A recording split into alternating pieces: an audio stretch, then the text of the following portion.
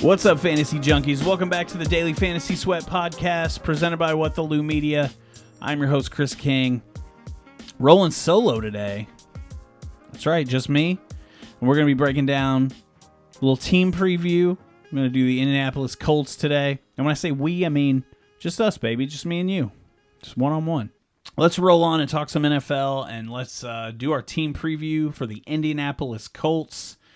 And let's start by... they're kind of a new look Colts. You know, they got a lot of familiar pieces from last year, but they've added some pieces. Obviously, Phillip Rivers coming over from the Chargers. They traded in the draft. They traded their first round pick for DeForest Buckner, defensive player from the 49ers. And then they went on in that draft to draft with the 34th overall pick, Michael Pittman Jr., and with the 41st overall pick, Jonathan Taylor Thomas, as we're calling him. We'll get to the rookies here in a minute, but those are sort of the new pieces that you'll be kind of noticing on the team and seeing here in fantasy. Let's start with Rivers. Not a fantasy player that you're going to want to be drafting. I would not draft him. Whether he's startable is yet to be seen. You know, he's got a better offensive line around him. All five starters from that offensive line are returning from last year, and they're going to be solid. They're going to be way better than his offensive line in San Diego. But I don't know if that's enough to really do it. 12 of his interceptions that he threw last year were from a clean pocket, so I don't know that necessarily those interceptions are going away, and, his line is not necessarily the reasons for all those mistakes last year, so you're still going to see some of those from Rivers.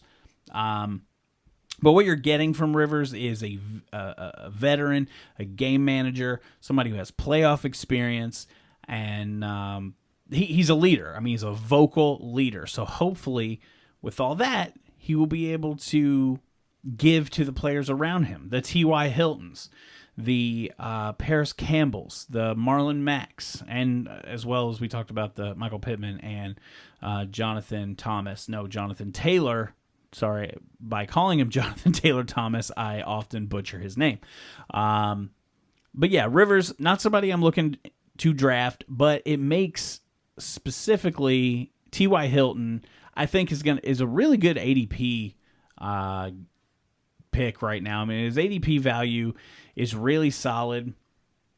I'm trying to go back to ADP. I had it pulled up here, and now I'm trying to figure out where it went on my screen. Here we go. Hilton. Round 5 right now. I mean, that's pretty solid. And if, Hilton could be your number 1 receiver, I mean, I would like him to be my number 2 receiver. But if you're going, running back heavy early on, and I still don't see why you can't get Hilton as your number 2 receiver, even if you're going running back heavy early on. You could take 3 running backs in a row and then 2 receivers in a row. And now Hilton is going in the early part of the 5th round. But yeah, you could absolutely get him as your number 2 receiver, and I think he could be a really solid value where you're getting him. An interesting stat that T.Y. Hilton, when he played with Andrew Luck, he averaged 90 yards per game during those games with Andrew Luck. With Jacoby Brissett, he averaged, I believe it was 50-something yards per game. So, obviously, when he's playing with a more competent quarterback, his yards per game go up, and you're just going to see his stats being padded overall. Let's talk about, everything else aside from the rookies, who we will talk about separately. You have Paris Campbell, someone who's not really draftable at this point. We'll see kind of what his career does, down the way. But looking at the running game, when you're talking about Marlon Mack there, someone else whose ADP is just really solid. man, an even better ADP than T.Y. Hilton. If you think about position scarcity, getting a running back of this caliber in the 8th round, someone who could potentially start the season, because with these rookies this year, with the COVID and the no training camps, you could see Marlon Mack. Who knows what's going to happen with any of the rookies? You know, like you talk about rookie running backs, they come in and, you know, some of them get the ball day one. You know, some of them it's not till week 4, 5, or 6. Some of them it's not till like the double-digit weeks, 10, 11, 12. So you saw that slow start with Miles Sanders last year. Now Jonathan Taylor is somebody who they drafted to be their starter and to be a workhorse, going forward. So, yeah, absolutely. You can see, maybe a situation where Taylor maybe does get the work starting in week 4, week 5, and Marlon Mack is only good for a few weeks. But that doesn't mean Mack is done. That doesn't mean Mack, they might not use him in a pass catching role. I do have Nyheim Hines for that, and he was getting very hyped up in the early parts of the offseason.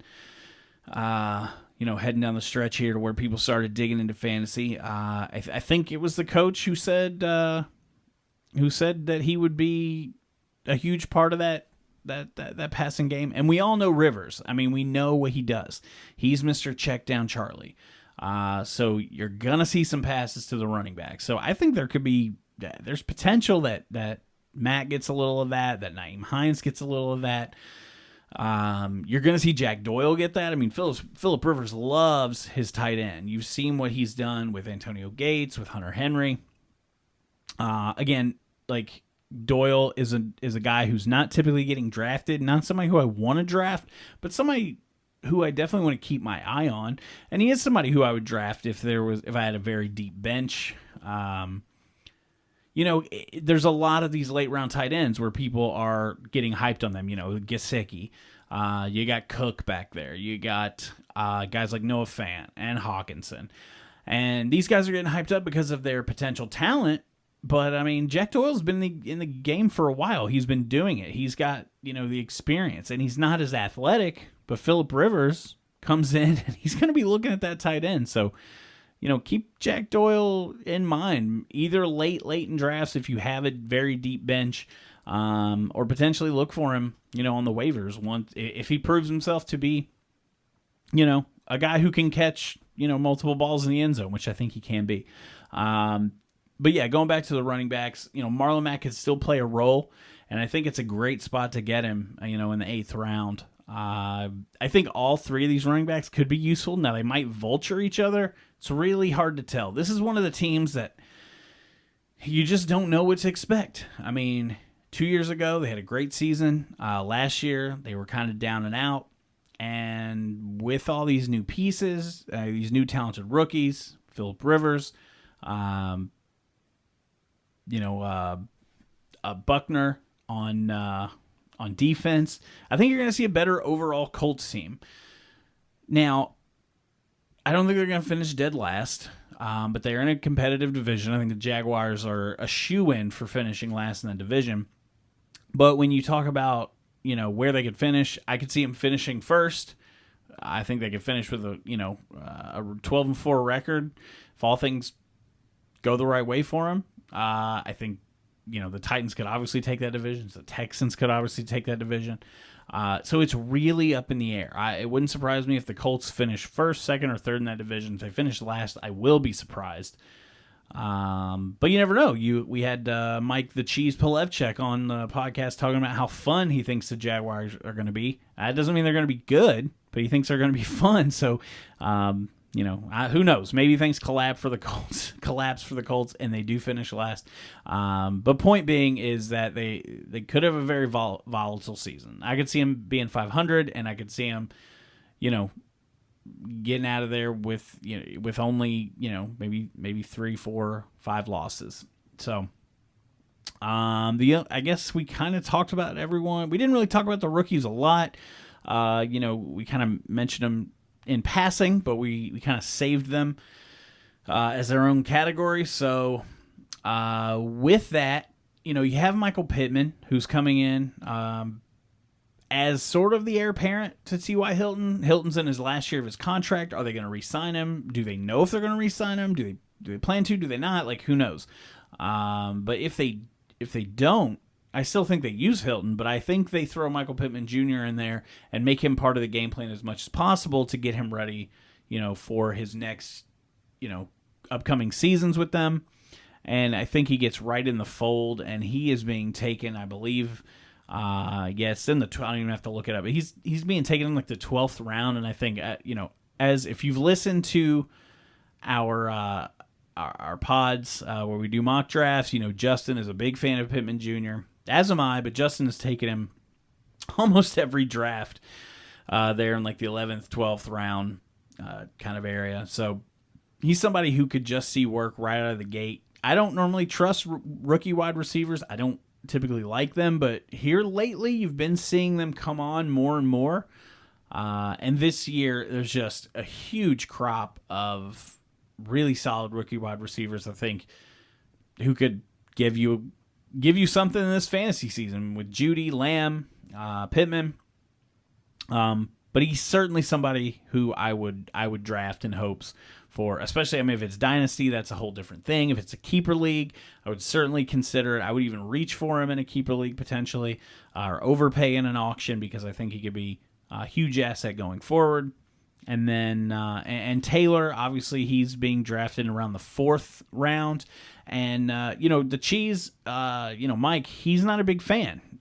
He seems to think that, a lot of running backs in the Big Ten and, like, especially, Wisconsin, they just get behind those big O linemen, and, those guys move mountains for those running backs. And he thinks those running backs are oftentimes, overhyped. But there's a lot of fantasy touts out there touting Taylor as, a premier type of running back, comparing them to your Saquons and your Zekes. So I think he absolutely could be a special talent. He has gotten 2,000 all-purpose yards in in all 3 of his seasons with the Badgers. Again, they're running out some big boys on that offensive line who can definitely clear some paths. But that's solid. 2,000 all-purpose yards, 3 seasons in a row. I think this guy is good. Mike, we'll see if your prediction, we're having the same battle with Miles Sanders right now. We keep going back and forth. He's telling me Miles Sanders is not good. And I'm saying, well, I don't, he may be good, he might not be, but his opportunity is there. And we're kind of doing the same thing. Not quite as much with Sanders, but, I think the opportunity is absolutely there for Taylor, and I think there's a chance he is better than just a guy who runs behind big offensive linemen.